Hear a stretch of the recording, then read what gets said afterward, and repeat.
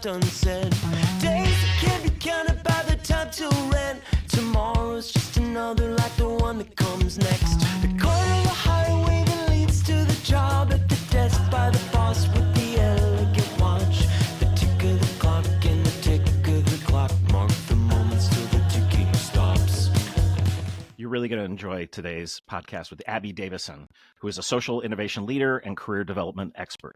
Most recently, she spent 9 years at global retailer Gap Inc., where she served as president of Gap Foundation and co-founded the company's employee resource group for parents and caregivers. She has co-authored the book Money and Love, an intelligent roadmap for life's biggest decisions with longtime Stanford professor Myra Strober. You're going to enjoy the pod. Abby Davisson, welcome to the podcast. Thanks, Kelly. I'm so excited to be here. So there's a story that you offer up in the introduction to your book, Money and Love, and it's set in 1970 when your co-author, Myra Strober, who was a labor economist, was told by her then employer, the University of California, Berkeley, that she would never be hired for a tenure track position because she was a mother of 2 young children. That's not good. Can you tell us what happened when she was told this and how that led to this book? Sure. So yes, believe it or not, that did happen. And she says that she became a feminist on the Bay Bridge because she was driving home and she said, actually they didn't say because she was a mother of 2. They said, because you live in Palo Alto. Oh, and God. that was the way of saying, she was like, why is it because I live in Palo Alto? And so she's driving home and she's like, oh, it's because I live in Palo Alto because my husband works at Stanford. And so I am the one who goes back and forth. Anyway, so the way that led to writing the book is that she asked her then dean to teach a course called Women and Work. Mm-hmm. And it was essentially to understand all of these barriers that she had personally faced. And at that point, there was no feminist studies. Like, this was brand new territory. She had to pull from an interdisciplinary research. And so she started teaching this course on women and work. It became very popular. She then transferred universities to Stanford, who did offer her tenure, and continued teaching this course. And it evolved over the years into a very popular course that she renamed because one year there was an intrepid man who took the course and he said, if you called this course something more broadly appealing, then I will personally recruit more men to take the course. And so she changed the name to Work and Family. And that's what it was called when I took the course with my then boyfriend as a second-year MBA student. And we were making big life decisions at the time. We were second years. We were trying to figure out, should we accept jobs in the same city? If we do end up in the same place, do we move in together? And we got to research these questions. We had permission, radical permission, if you will, to tackle these topics that are really daunting for couples to talk about in the context of the course. And so we wrote our final paper on, all of these questions. We then did get married, spoiler alert. We came back as guest speakers for many years. And one day after Myra retired, she said, I want to write a book about this course. And I said, you have to do that. It's changed our lives. It's, I saw this, its relevance as I was working in the corporate world. And about a year later, we had lunch and I said, you'll have to tell me how the book is coming. And she said, I haven't written a word. Oh. So I said to her, well, maybe you need an accountability partner. And she countered with, I actually need a co-author. Will you write this book with me? And that is how we came to collaborate on the book called Money and Love, which is the sexier version of Work and Family. So the title, I had an emotional reaction to the title and I was trying to figure out where it came from. And then I knew it. So this is a tangent, but I think it's interesting.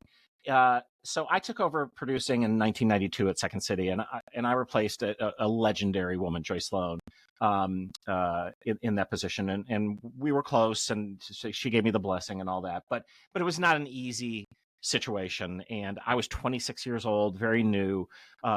My boss Andrew had taken over Second City maybe 10 years earlier, and so it was very much like sort of new school, old school, whatever.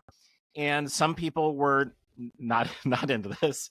And there was an article in the Chicago Reader, which is our alternative paper, and it was on the front page, and there was a picture of Andrew, my boss, and Joyce, and it said, for money or love.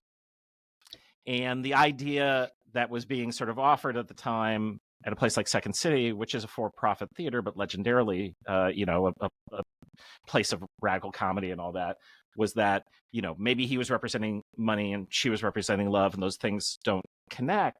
And I remember at the time, and this book talks about this, I'm like, these don't need to be separate. In fact, they aren't separate. We're a for-profit theater. We have to make money in order to do the thing we love. And this is, I think, entirely, it's probably was the unique thing that drew you to this course, which is we don't live in a culture where people want to connect those things because they somehow feel that, I don't know, it's taboo.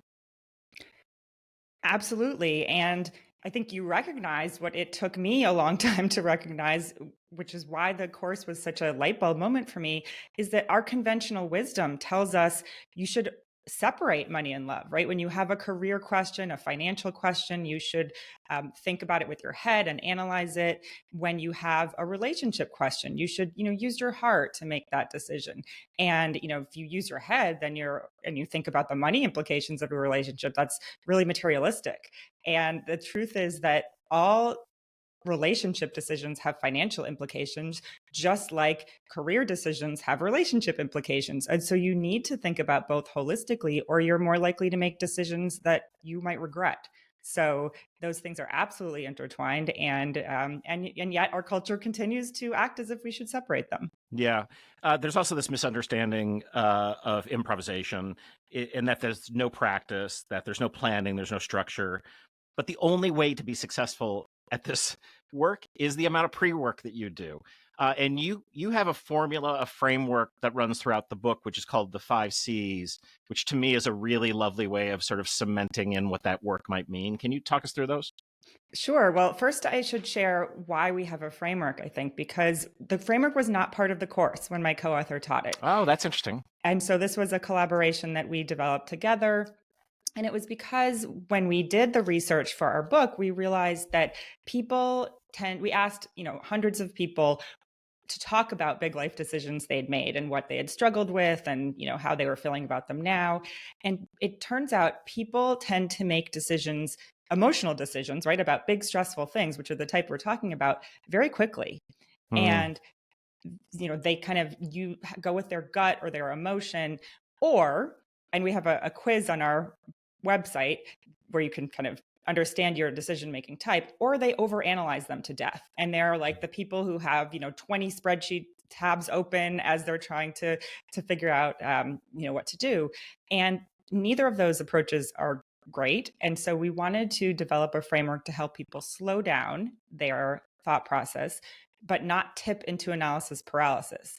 And so we wanted to help people think about what are the right rocks to turn over? What are those evidence-based steps that are likely to lead to a more thoughtful decision that you can use as your guide? Because we certainly didn't want to purport to tell people what to do. We wanted to give them a way to think about their big life decisions. So ours is called the 5 C's, as you mentioned.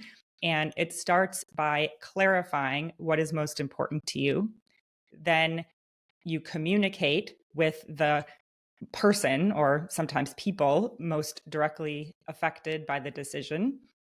You consider a broad range of choices. I've done this so many times, and I check in. Check in. Thank you. You check in with a broad range of trusted resources, and then you explore likely consequences of your decision across different time horizons. It's a version of the scientific method. I mean, right? I mean, this is the testing and we do that here, right? We create material, we test it with the audience, they give us feedback, we then sort of revise, and that's right. And you analyze a certain point, but also we know, like, you got to do this in 12 weeks. Opening night is happening in 12 weeks. Yes, and this framework is laid out in a linear fashion, but it is iterative. And as you mentioned, you're going to get information from each of those steps that then you can use to feed back into your thought process, to re-clarify, if you will, because what you thought was important to you at the very beginning might turn out to be, as you continue the process, not the most important thing. So you're feeding that information back, but you are giving yourself a time frame in which to make the decision, to your point, so that you don't do this, on an infinite loop. All right, chapter 2 is finding your person. All right, let's sit in this for a little bit. So you found your person in college, right? I mean, that In graduate school. in graduate school. Yes. So I met my first wife, and that should give you the tip off, in college. Did not last long. But my rebound relationship with my wife Ann is going on, 30 years closely. And I certainly went into college with a poetic idea of love, with this idea that I really thought there was probably one person. And you note in the book, quote, with nearly 8 billion people on the planet, the myth that we each have a one and only seems unlikely, end quote. I mean, that's throwing some water on that idea. Well, you're not alone. I think our culture and Hollywood and Netflix, we lead us to believe there should be the one. So that's, again, this idea that there should be a bolt of lightning and that helps us understand that is our beshert, right? But the truth is that there are a lot of really boring things about being in a long-term relationship. And in many ways, raising children is an 18-year group project that is like, you're both administrators in a nonprofit. And so you're not well paid at all either. No, not for that work. Not at all compensated. No, zero. Hugs if you're lucky, right? If you're lucky. Compensation. Yeah. And so it's this idea that there is more than one person for you, and you should be thinking, not just about the lightning bolt and all the, am I attracted to this person, but can I do a boring group project with this person? Can I rely on them? Can I trust them? Can I, are they going to do the things that they say that they're going to do? And those are really important flags to pay attention to. Yeah, you talk about studies that show 2 characteristics that are important in predicting successful unions, and they're self-control and conscientiousness. Again, there's no lightning there, but again, sitting with it, you're like, okay, this seems to make some sense, because it's the stuff that Dan Pink talked about in his last book, about regret, which is like, if you really thought about what it takes to have a successful marriage or raising children, you wouldn't do it if you were just on the cold hard facts, because it's so hard. So these ideas of being conscientious and having self-control end up being game changers with regard to longevity of a relationship, I guess. They do. And I would say that the ability to talk about the hard things is key. It's not, the conscientiousness and self-control are important. And then it's to be able to have the conversations when things aren't going well, right? When you're not, when you have a hard thing that you're facing, or when you have a place where the both of you disagree about something, because that is the stuff of, that really matters. Is, can you work? It's not like, are you never going to have a problem with this person? Are you never going to have a disagreement? It's when you do have inevitably a disagreement, can you figure out a way forward that you can both live with? So I don't plot out like the order of these podcasts. I book as they come in, right? So my next podcast is with Rafi Grinberg, who led a course at Boston College called Adulting 101. And it's very interesting. So it's like he explains taxes and insurance and other things. I'm like, as a 20-year-old, this is like, I wish I'd had this thing.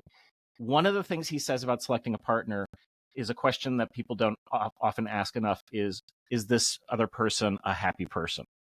And I was like, that's profound. But I think it gets to this. I think that the happiness can mean a lot of different things for other people. But I think ultimately it means those kinds of things. Is this someone who, are they going to sort of wallow in a victim mindset? Are they going to wallow in the bad things that happen? Because those are inevitable. They're absolutely going to happen. So you need to have some sort of steeliness to you. And hopefully that results in generally speaking, a positive outlook. Absolutely. And I think that there's so much research that shows that we're profoundly affected by the 5 people we spend the most time with, right? And so if you're spending time with someone who is not happy and who's, complaining and like you said, having a victim mindset, they're going to bring you down. So you need to make sure that you're surrounding yourself with the people who you aspire to be more like. one last thing in this chapter, which is we often talk about the fact that you cannot improvise well if you're in judgment of self or judgment of others. And then we ask the audience, which do you think you're more in normally? And it's judgment of self, right? And you talk about this idea of reserving judgment being sort of crucial in this area. Yeah, and it's, the clarifying what's important to you, the first step of the framework is, it sounds easy to say, it is very difficult to do, because a lot of what it requires is tuning out what you are judging yourself, what should be important to you, right? Mm-hmm. What society tells you should value, what your mother said, what your teacher said, right? What all of these outside influences tell you should be important to you or you should want, you have to strip away. And that involves letting go of judgment. It involves, being able to quiet all of those voices enough to let your core values and your the thing that is most important to you shine through, so that you can communicate it. And absolutely having the ability to suspend judgment and to say, I know that society is telling me I should care about X, Y, and Z, but I'm not going to listen to that right now, is crucial. So we've done a lot of work with caregivers. We have a whole Improv for Caregivers program. And as I started doing research in this area, I was astounded to sort of learn that, basically we lived in communities of caregivers where everyone took care of each other. It was very communal, and not at all the way that it sort of gets approached in contemporary society. Same is true of marriage, huh? That was different. That yes. That was our version of marriage now is basically not what it's been like the bulk of humanity. Well, in some ways. I think this idea of, marriage used to be much more transparently about value exchange, right? It was much more acceptable to marry for land, or because you both thought that you would increase your family's prestige and power in some way. And I think we've, in our society today, have gotten away from the idea that marriage really is a market, if you will, right? And that you are seeking to increase your status in some way by getting married. But the truth is that is not, that's the way that it used to be more transparently about increasing your status is still the case. We just like to pretend that it isn't. And so it really is about recognizing, there's a pragmatism to joining forces together. It is, both advantageous from a tax perspective. Raising kids with someone else is incredibly easier than doing it on your own. But I think we have forgotten that. And one of the goals of the book is to remind people that you are assessing people on other criteria beyond the, does your heart beat faster when you see them? No, I went around the office with this stat that you have in here. So it's it's 2019, the average age of marriage for men and for women. No one got it right.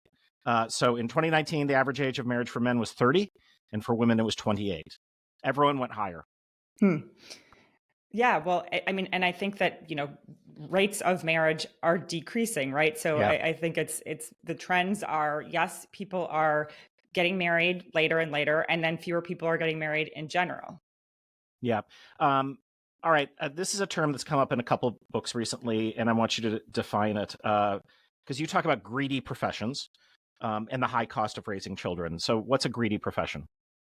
A greedy profession is one that will take all of the time you have to give it and then some, right? So these are professions like consulting, like law, places, offices and firms that you often are billing by the hour at astronomical rates.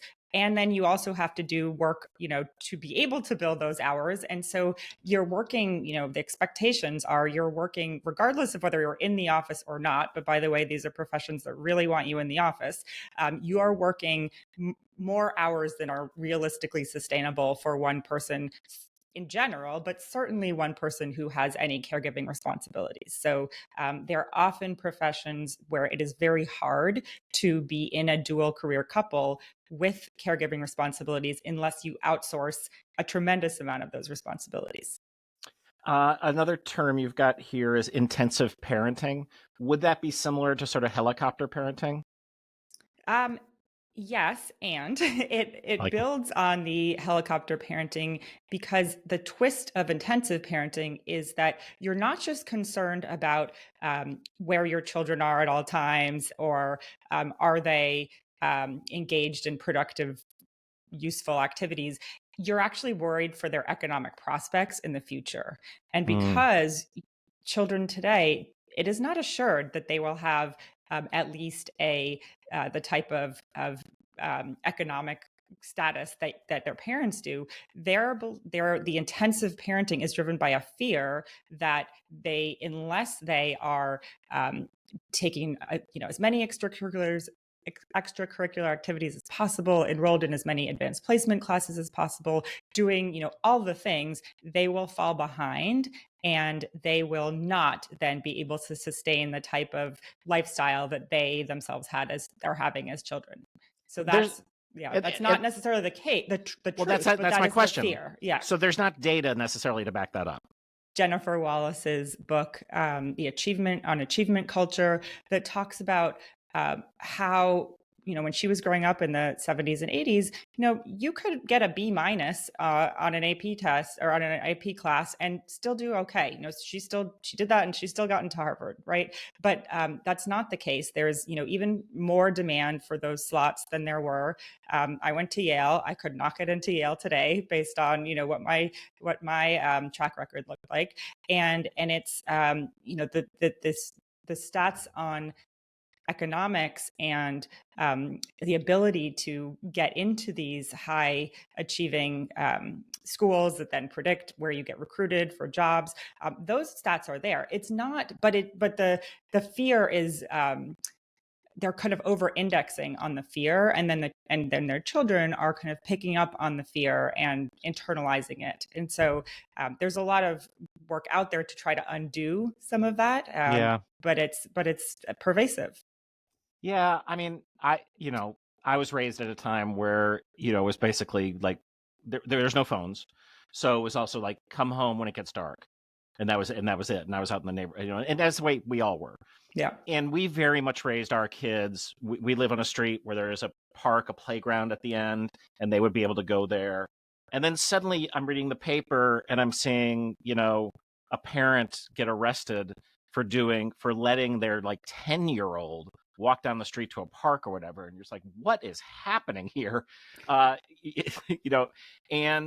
I don't know. The thing I know about my children is that they could both tell incredible stories, that they, can navigate personal situations and do problem solving, and they're creative and all those things, which I think have benefited them in life.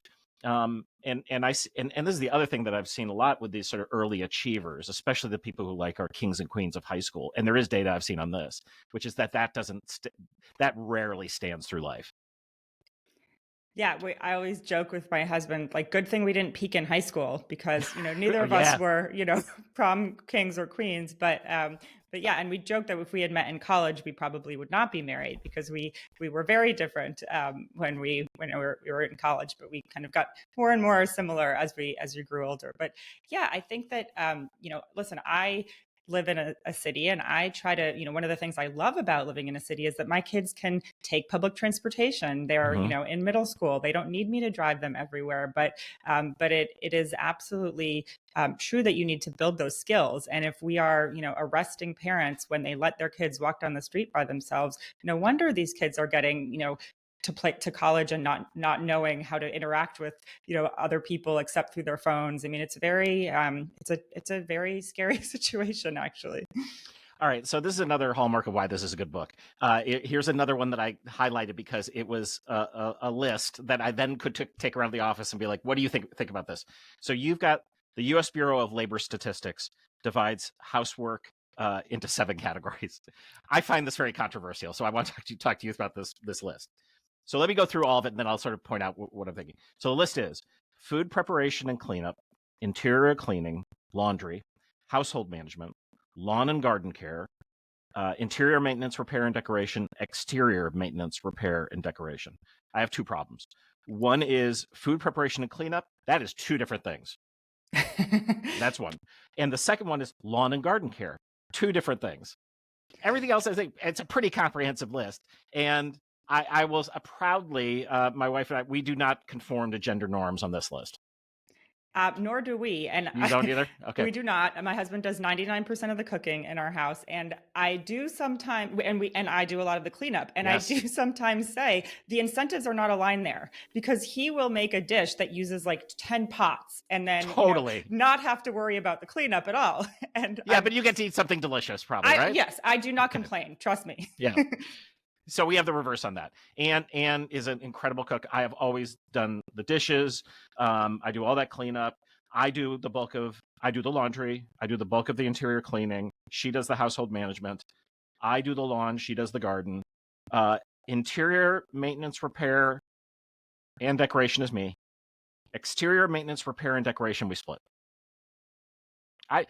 What's interesting about having that list, I mean, we have this conversation all the time because, we're empty nesters now, and we look back at how we divided.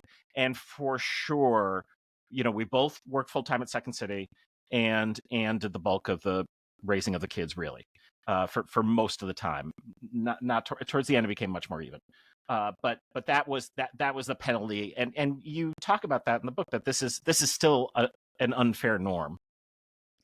Yeah, I think there are decisions you can make internally to a family, right, to decide to divide things up a certain way, and then there is what society thinks that you should do and is reinforcing. And so, one of the ways that my husband and I divide things up is that he is the person who takes our kids to the doctor and to the dentist and to the orthodontist and all the the specialists when it comes to health.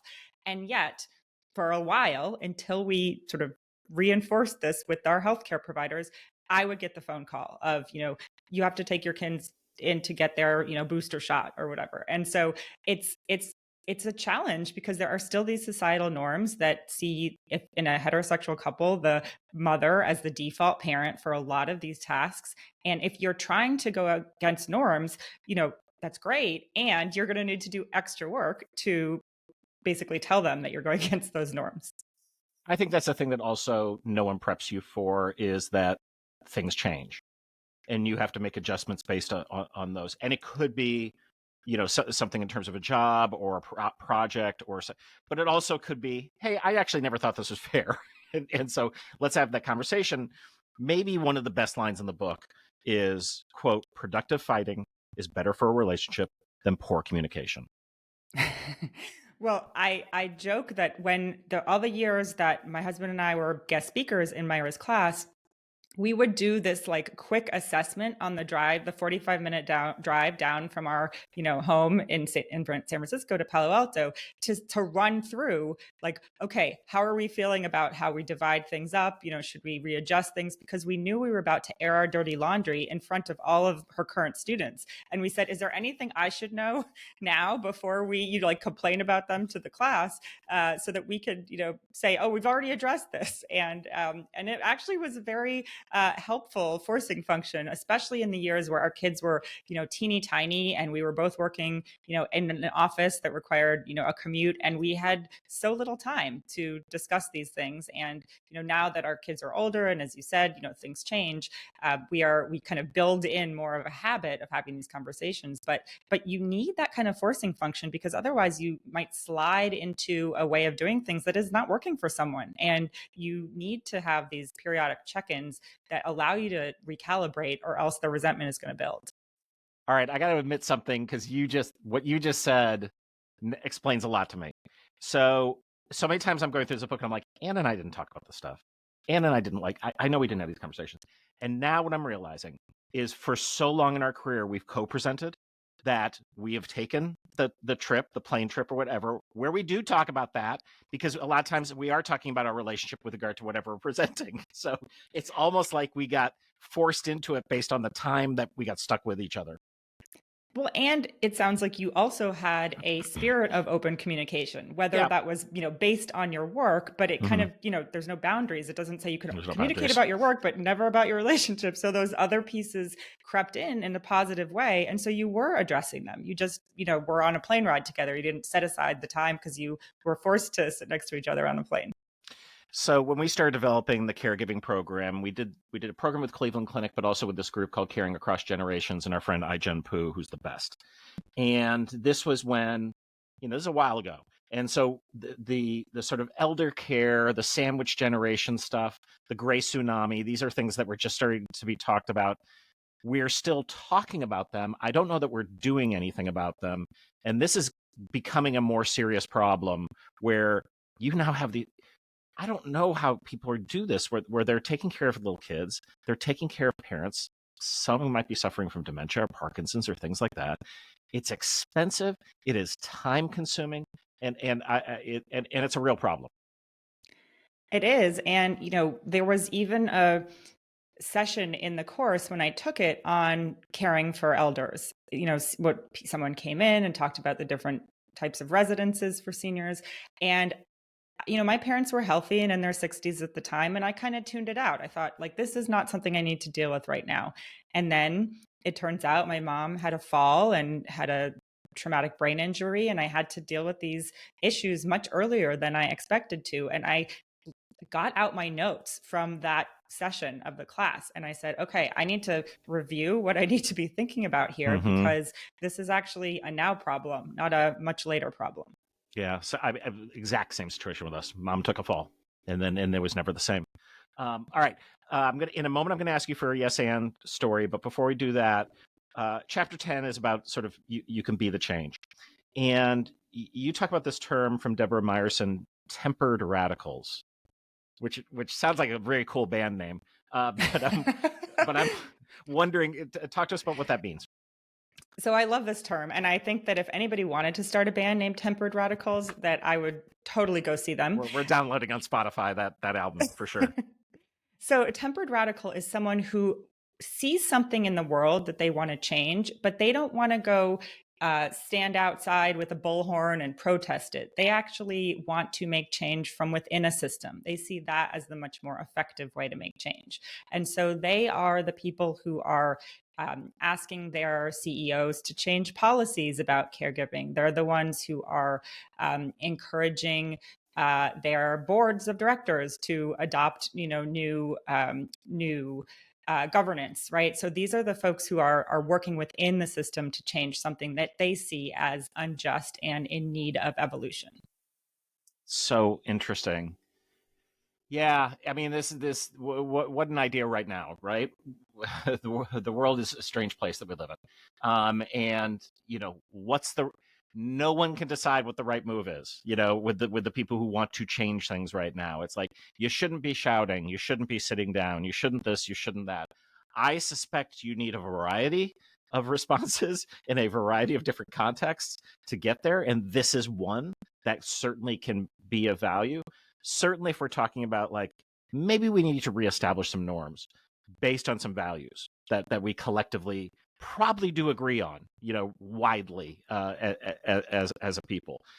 So that's it. I won't make you comment on that. It's just interesting to me. All right. We always end the podcast with a yes and story. Do you have one for us? I do. So I started a business based on my book, The Money and Love Institute. And at first, when I launched it, I felt this immense amount of pressure to work because, after all, if I was not the one spreading the word about the fact that I was available to speak and coach and consult on how to make better holistic decisions, I would not get paid. No one would know that I was doing this, and I wouldn't be able to help put food on the table. But I read a book called Rest: Why You Get More Done When You Work Less. It's by Alex Pong, and it's terrific. And it lays out a very compelling case for the importance of building in what he calls deliberate rest into your days and how it can have really positive effects on your creativity and productivity and efficiency. And so instead of telling myself that I needed to work all the time on my business, I said yes and to deliberate rest. And so that means that I now play tennis in the middle of the day every Wednesday. I started taking more walks, and I became even more vigilant about my sleep habits. Oh, I love that. That's really, really good. The book is called Money and Love, an Intelligent Roadmap for Life's Biggest Decisions. Abby Davisson, thank you for coming on the pod. This was a delight, Kelly. Thanks so much.